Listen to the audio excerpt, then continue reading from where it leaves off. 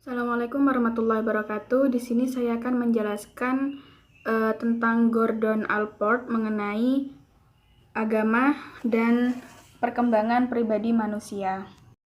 Beliau adalah salah satu dosen psikologi di Universitas Harvard, yang mana beliau juga penentu model dari pembahasan tentang kepribadian. Buku pedoman yang digunakan adalah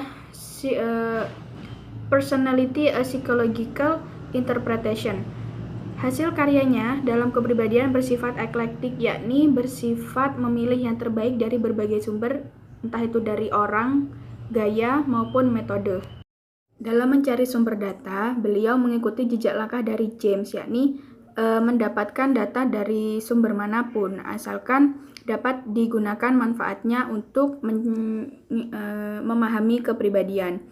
Allport juga mengatakan bahwa ia tidak akan mendirikan suatu aliran atau mengikuti secara rinci tentang penelitian, karena dengan alasan karyanya itu berkaitan dengan suatu sistem teoritis, yakni sistem teori yang memberi kebebasan pada kebenaran untuk muncul dimanapun.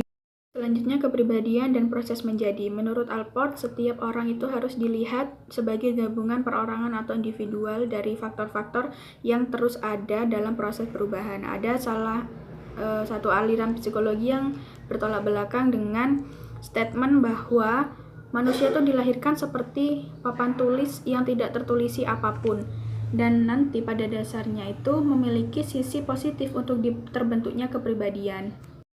Dalam psikologi tersebut, faktor penyebab perkembangan kepribadian tergantung dengan lingkungan yang mendidik kepribadian itu sendiri. Allport mengatakan bahwa setiap orang itu bukan hanya sekedar kumpulan tindakan atau sumber tindakan, melainkan kepribadian itu adalah sumber dari tindakan. Allport juga mengatakan bahwa terdapat kata yang digunakan untuk menuju ke arah masa depan, yakni berusaha, berkecenderungan, berdisposisi, merencanakan, menunggu, dan lain-lain.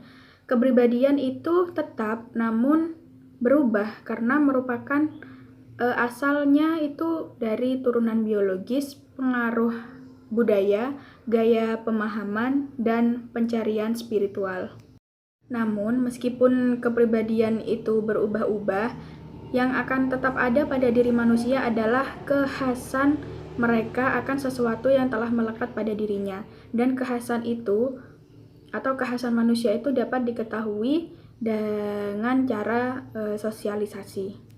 Kemudian, sentimen dan agama. Allport memberikan tempat yang luas bagi agama sebagai faktor yang penting bagi kehidupan manusia. Sentimen sendiri adalah unit-unit kepribadian yang terdiri dari berbagai komponen dan terikat pada suatu objek dan nilai pujaan, baik konkret maupun abstrak. Menurut Allport, sentimen keagamaan itu bisa saja berkaitan dengan faktor biologis atau kondisi sebelumnya, namun memiliki gerak tersendiri. Kemudian selanjutnya adalah agama ekstrinsik dan agama intrinsik. Kebanyakan dari orang itu mengatasnamakan agama untuk membenarkan kekejaman, kebaikan, otorianisme, dan pengampunan, dogmatisme, keterbukaan, seperti itu. Demikian, maka Allport menyimpulkan menjadi 3. Yang pertama adalah persaudaraan dan kefanatikan sering tercampur dalam agama. Banyak orang soleh namun penuh dengan rasa prasangka rasial atau tindakan rasisme. Pun sebaliknya, mereka yang menganjurkan keadilan rasial juga dimotivasikan oleh faktor keagamaan. Kemudian yang kedua adalah orang yang rajin ke tempat ibadah, cenderung tidak toleran dan tenggang rasa terhadap minoritas etnis daripada yang tidak. Kemudian yang ketiga adalah hubungan antar agama dan prasangka tergantung pada jenis agama yang dianut atau yang dimiliki dalam kehidupan pribadinya masing-masing. Demikian, maka membawa Allport untuk membedakan perbedaan antara agama ekstrinsik dan agama intrinsik. Agama ekstrinsik adalah agama yang diperalat dan dimanfaatkan, yang hanya berguna untuk mendukung kepercayaan dirinya maupun memperbaiki status dirinya. Orang yang berorientasi dengan agama seperti ini, mereka itu hanya rajin ke tempat beribadah namun tidak mempedulikan keimanan mereka, hanya menunjukkan bahwa dia itu taat.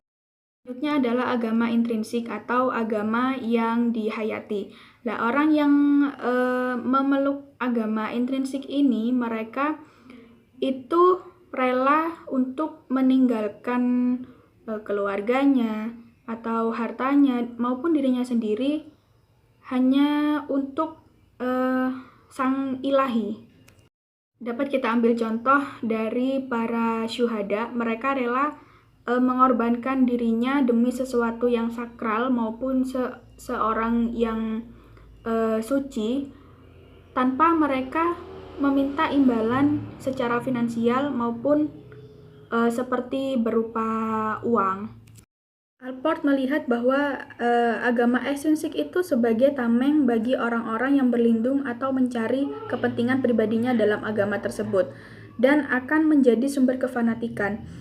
Sebaliknya, agama intrinsik itu adalah agama yang dapat